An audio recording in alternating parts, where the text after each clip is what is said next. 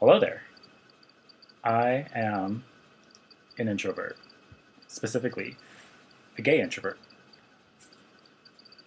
Now, what does that mean exactly?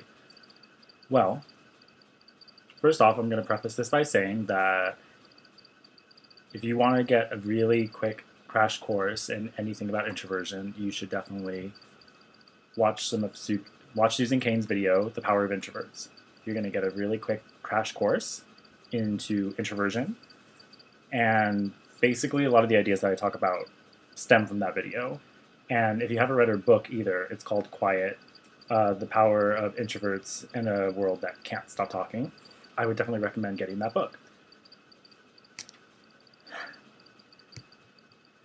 So basically, what does it mean to be an introvert? Basically, if you're an introvert, what that means is that you get your energy from a rich inner life. Like, you delve into your inner thoughts and feelings. You get a lot of your energy from solitude. Whereas extroverts, on the other hand, they get most of their energy from going out, being sociable, from other friends, from talking. Like, that's where they get their energy. For example, like, say you have like a friend who's super, super talkative and they can't stop talking at all. This might not necessarily be a bad thing. This is just probably how they get their energy. If they aren't talking, then they'll get bored or they'll start shutting down. They need to keep talking to maintain their energy level. For introverts, it's the exact opposite. We generally get our energy from just being in solitude. And this is really important because, in general, in society at large, there does tend to be kind of a bias against introverts. And I know for me personally, like growing up, I always had the hardest time because I remember being a little kid and I would just play on the playground by myself, and the other kids would kind of bully and pick and tease, and I had all kinds of personal issues growing up. I mean, even when I was like 5 years old, it was pretty clear that I was gay. You couldn't tell already. But even when I was like 5 years old, I knew like there was something very different about me, and I always, I had crushes on the other boys and stuff like that. Like, never had crushes on any of the girls. So, but it's something that I kind of knew early on, and I took it as though there was something wrong with me, that I wasn't like everyone else, that I wasn't fitting in, I wasn't socializing. And, even with my family, it was really difficult because, I would have family events where, all my family's coming to the house, and all I really wanted to do was just hide out in my room and not come out, just stay there, lock myself in my room. And it wasn't, I think my family took it as though I didn't like them or that I was being snobby, and wasn't that at all. It's not that. I actually do like a lot of my family, but it's just I get that anxiety when the house is full, and I feel a lot more comfortable on my own. And this has been something that I've struggled with all my life. Becoming an adult, even at work, I would get overwhelmed easily. That's the thing about introverts, is that usually we get overwhelmed easily and we need more downtime. And, when I first started working, I didn't know this and I didn't recognize that fact.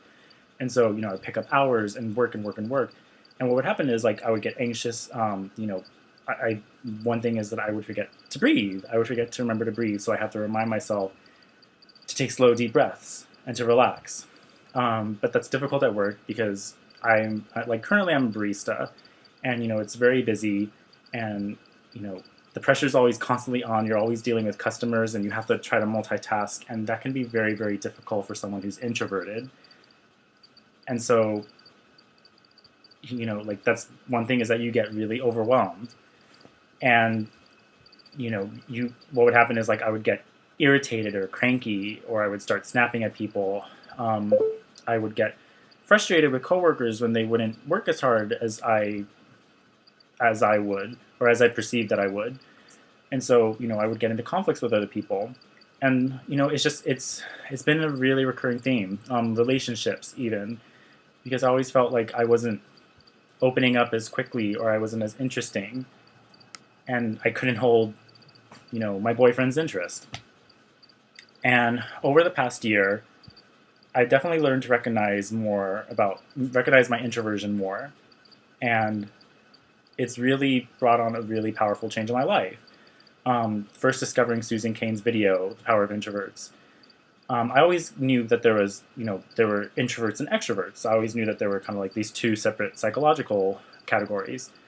But I never really knew quite like how big of a thing it is in society and how it really does pervade our society. Basically, there's like an extrovert ideal, and what that is that, there's an overwhelming bias towards extroverts in schools and work environments. More and more we're being pressured to do group work and, to work in teams. And for some people that doesn't work as well, because for some people, their ideas foster and develop while they're in solitude.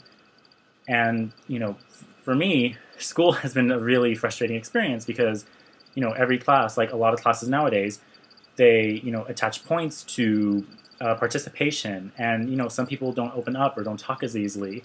And so they're being penalized for that. And then, usually there's some type of group assignment. And that's frustrating because some people just simply don't work as well in groups, myself included. I generally work better on my own. And I don't think, it's not because I don't think that there are other people who are smart or who are capable. It's just for me personally, I know that I tend to do my best work on my own. And I don't thrive as well doing group work. So, just a lot of important, it's been helpful to me because I feel like it's helped me make a lot of really important realizations about myself. The main thing being is that there's nothing wrong with me, that it's okay to be introverted, and being introverted can be really awesome because, it means that I'm more empathetic to other people. I feel others, I understand others, and I feel for others' difficulties and what they're going through a lot more than other people do. I tend to notice like subtle mood shifts or subtle changes or differences a lot more easily. And, I think growing up in the gay world, it's really difficult too because, gay people are sort of stereotyped as being like these really outgoing, very loud, very flamboyant. And, there's a part of me that can be really extroverted. I like going out to bars and I like socializing a lot. I enjoy being a part of the gay community.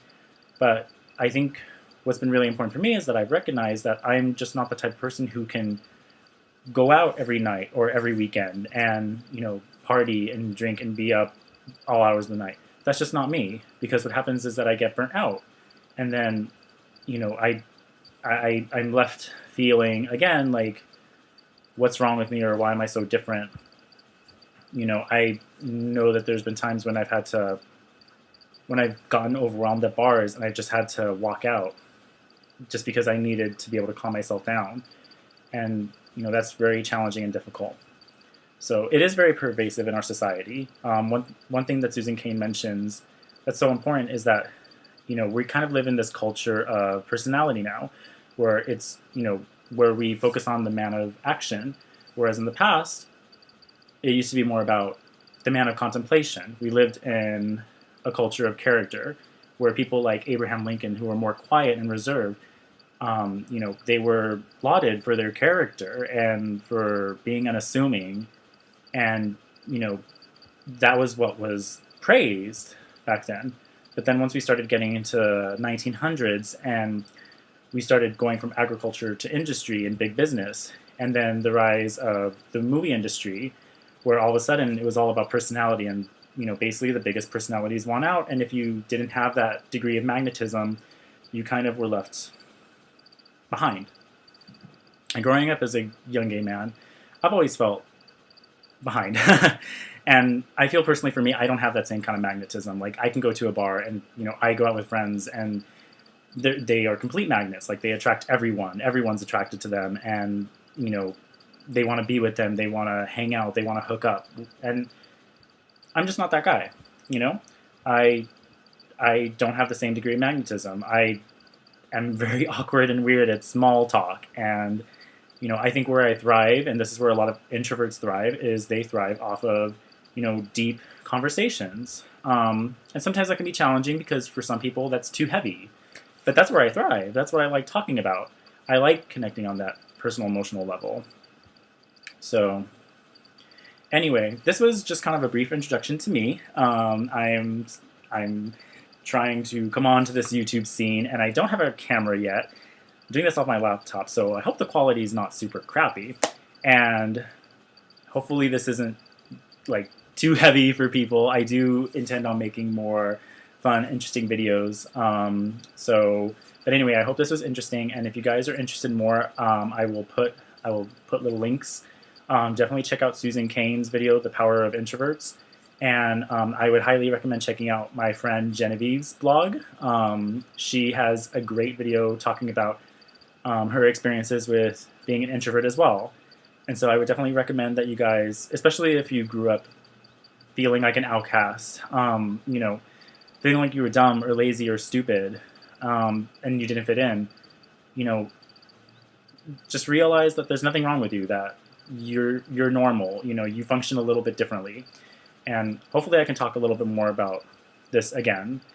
And I hope for someone out there, this makes a difference. So thanks for listening. Bye.